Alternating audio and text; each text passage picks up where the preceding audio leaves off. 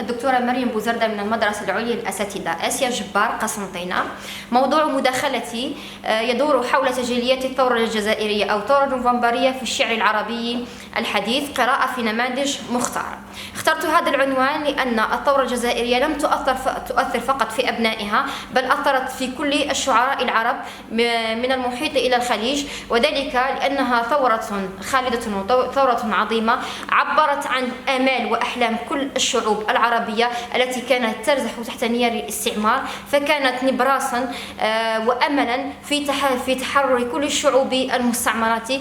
كذلك أذكت فيهم روح النزعة القومية والنزعة الإسلامية، ولفتهم حولها وجعلتهم يجمعون على مناصرتها ومناشدة وتعبير عنها في المحافل الدولية بوصفها قضية إنسانية عادلة.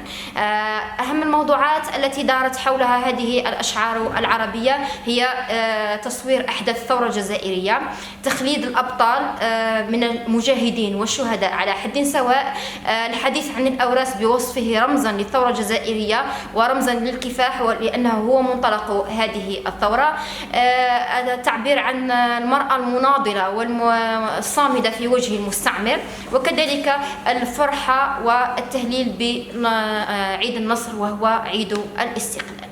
شكرا.